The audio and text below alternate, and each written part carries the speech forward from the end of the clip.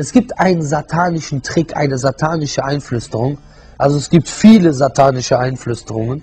Also dieses Waswas, alladhi yuwaswisu fi suduri nas, also derjenige, der Satan, der in die Herzen der Menschen einflüstert, gibt viele. Aber eine sehr berühmte von diesen Waswasa, von diesen Einflüsterungen ist, dass er einem Menschen einflüstert, Allah wird dir nicht vergeben. Guck mal, was du schlecht bist. Guck mal, was du alles getan hast. Guck mal deine Taten an und versuch den Menschen so, und das ist eigentlich eine Eigenschaft auch der Ungläubigen, dass du an der Barmherzigkeit des allmächtigen Gottes zweifelst. Und so versucht er den Menschen davon abzubringen, wieder auf den geraden Weg zu kommen. Weil der Satan sagt zu ihm, du schaffst das sowieso nicht. Ach, guck mal, du hast eine Freundin. Wie kannst du anfangen zu beten? Wenn du das jetzt machst, du wirst das nie schaffen. Und das ist etwas, was sehr berühmt ist und was einige Leute haben. Sie denken, weil sie etwas gemacht haben, sie können nicht mehr, sie schaffen es nicht mehr. Und das ist ein großer Fehler. Und an dieser Stelle muss man einen Koranvers nennen, wo Allah sagt, Kul, sprich, Ja ibadi, o meine Diener, Ja ibadi alladhina asrafu ala anfusihim, la taqnatu min rahmatillah, inna Allah yaghfiru dhunub jami'an, innahu huwal ghafuru rahim. O meine Diener, die ihr euch selber maßlos gegen eure Seelen wart, verzweifelt nicht an der Barmherzigkeit Allahs. Verzweifelt nicht an der Barmherzigkeit Allahs. Allah vergibt alle Sünden. Wahrlich, er ist der Allvergebende, der Barmherzige. Diesen Vers, den muss man sich, wenn man eine Sünde gemacht hat, und der Satan kommt zu einem und sagt, Allah wird dir nie verzeihen. Mach, was du willst. Nützt sowieso alles nicht. Da muss sich derjenige, der dies hat, muss sich diesen Vers richtig vorstellen und richtig vor Augen führen und richtig daran erinnern. Ja ibadi alladhina asrafu ala anfusihim, la taqnatu min rahmatillah.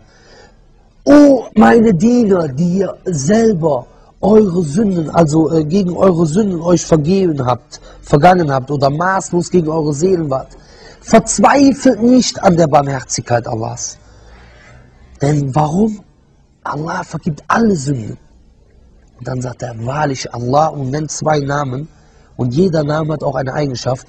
Innahu huwal ghafuru ar-rahim. Er ist der Allvergebende, der Barmherzige. Der Prophet aus dem Bericht in seinem Hadith, dass Allah die Menschen, wenn die keine Sünden machen würden, er würde die auslöschen und würde mit einer neuen Schöpfung ersetzen, und diese neue Schöpfung würde Sünden begehen und er würde ihn verzeihen. Das heißt, der Mensch macht Fehler. Aber wer sind die Besten, die Fehler begehen? Der Prophet sagt, sinngemäß, oder hat sinngemäß gesagt, alle Söhne Adams machen Fehler, und die Besten, die Fehler begehen, sind diejenigen, die Tauba machen. Was ist Tauba? Derjenige hat den Fehler gemacht, er bereut das innerlich.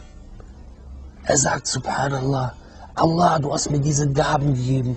Allah, ich liebe dich über alles. Ich habe diese Sünde gemacht. Ich habe mir selber Unrecht zugefügt. Warum mache ich diese Sünde? Er bereut das. Was macht er als nächstes? Er bittet Allah um Vergebung.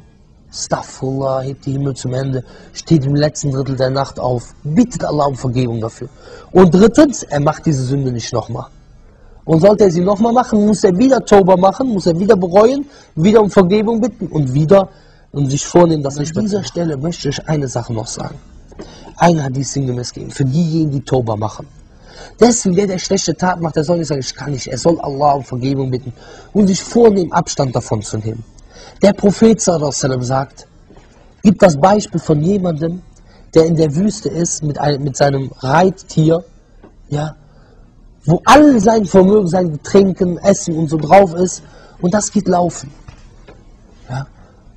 Und er versucht das, also er kann das nicht mehr finden, und er setzt sich unter einem Baum, dieser Mann, und ist schon bereit zu sterben.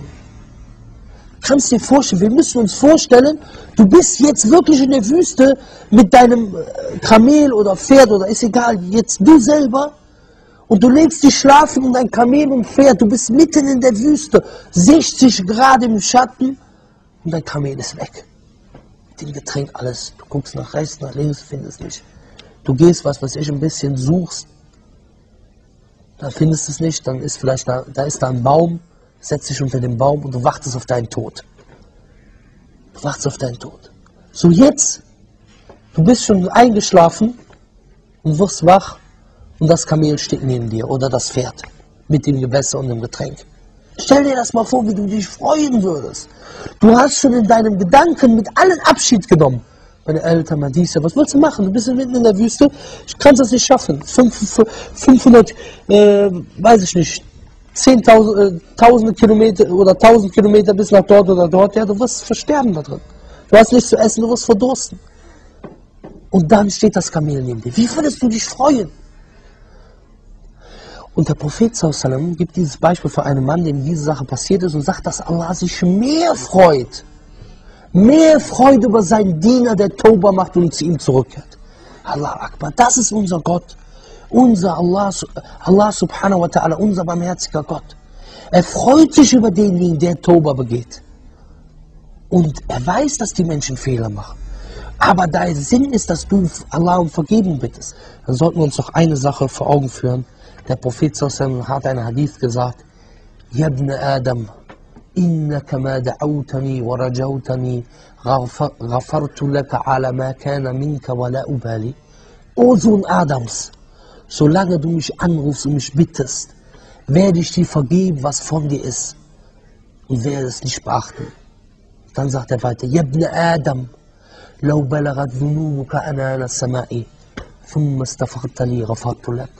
O Sohn Adams, also das sind Männer und Frauen mit gemeint. Und wenn deine Sünden bis hoch an den Himmel gehen und du bittest mich dann um Vergebung, so werde ich dir vergeben.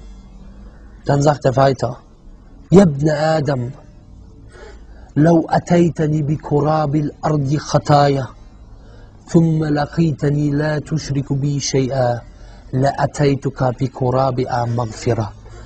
O Sohn Adams, wenn du zu mir kommst mit so der Menge wie die Erde an Sünden und du triffst mich dann und du hast keinen Schirk gemacht, ich komme dir mit genauso viel Vergebung entgegen. Und bitte Allah für mich und die restlichen Muslime um Vergebung. O Allah, vergib uns unsere Sünden und mach uns zu welchen, die Tauba machen. Mach uns zu denjenigen, die um deine Vergebung bitten, denn du bist der Allvergebende.